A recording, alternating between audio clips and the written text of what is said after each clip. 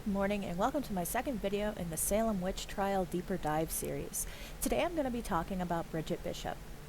Bridget Bishop was the first person executed for witchcraft during the Salem witch trials in 1692. 19 were hanged and one, Giles Corey, was pressed to death. Altogether, about 200 people were tried. Bridget's maiden name was Magnus. She, her sister Mercy, her father John, and her mother Rebecca adopted the last name Playfair, which was Bridget's paternal grandmother's maiden name.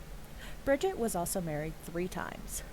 She married her first husband, Captain Samuel Wellesby, on April 13, 1660, at St. Mary in the Marsh, Norwich, Norfolk, England.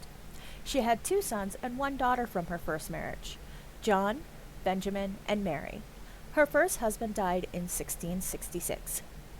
Her second marriage, on July 26, 1666, was to Thomas Oliver, a widower and prominent businessman. She had another daughter from her marriage to Thomas Oliver, named Christian Oliver, born May 8, 1667. She was earlier accused of bewitching Thomas Oliver to death, but was acquitted for lack of evidence. Her third marriage, 1687, was to Edward Bishop, a prosperous sawyer whose family lived in Beverly. Her third husband, Edward Bishop, was also one of the founders of the First Church of Beverly. He was 44 at the time of the trials. Bridget also ran 2 taverns alongside Edward. Bridget Bishop was always seen by friends, family, and guests wearing exotic clothes, bright colors, both far from the standard clothes for the time and both associated with the devil.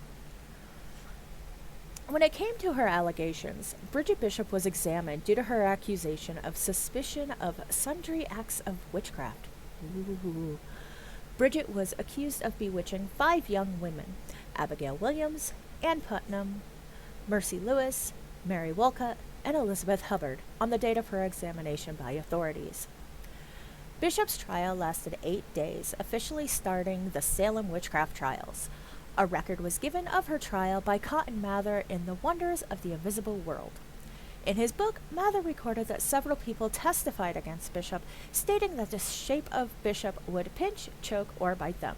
This shape also threatened to drown one victim if she did not write her name in a certain book. According to Mather, during the trial, anytime Bishop would look upon one of her accusers, they would immediately be struck down and only her touch would revive them. More allegations were made during the trial, including that of a woman saying that the apparition of Bishop tore her coat, and upon further examination, her coat was found to be torn in the exact spot. Mentioned Mathers that the truth of these accusations carried far too much suspicion. Ezekiel Cheevers and John Putnam made the complaint against Bridget Bishop. Bishop was charged for committing witchcraft upon 5 women: Ann Putnam, Mercy Lewis, Abigail Williams, Mary Wolcott, and Elsie Hubbard. These women claimed Bridget Bishop to be the witch who hurt them. Ann Putnam stated that Bishop called her devil her god, while other people, such as Richard Coman, accused Bishop of taking hold of their throats and ripping Coman and his wife out of bed. Other girls accused her of harming them with just a quick glance. Even Bishop's own husband claimed she praised the devil. Nice guy. Can we spell divorce? William Stacy, a middle-aged man in Salem town, testified that Bishop had previously made her statements to him that other people in the town considered her to be a witch.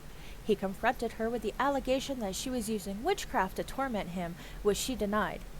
Another local man, Samuel Shattuck, accused Bishop of bewitching his child and also striking his son with a spade. Maybe the kid needed to be hit with a shovel. Did we ever think of this? He also testified that Bishop asked him to dye lace, which apparently was too small to be used on anything but a puppet, a doll used in spellcasting. John and William Bly, father and son, testified about finding puppets in Bishop's house, and also about their cat that had appeared to be bewitched or poisoned after a dispute with Bishop.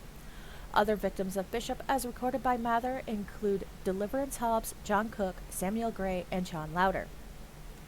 During her sentencing, a jury of women found a 3rd nipple upon Bishop, which was then considered a sign of witchcraft. Yet upon second examination, there was no nipple to be found. In the end, Mather states that the greatest thing that condemned Bishop was the gross amount of lying she committed in court. According to Mather, there was little occasion to prove the witchcraft, it being evident and notorious to all beholders. Bishop was sentenced to death and hanged. She was recorded to be the first woman to die from hanging in the colony on June 10th, 1692. Now that you've got some facts on this, what do you think? Do you think Bridget Bishop was wrongfully accused, or did she get what she deserved? Let me know your thoughts in the comments, and be sure to like, follow, and subscribe for more. Thanks, and have a great day.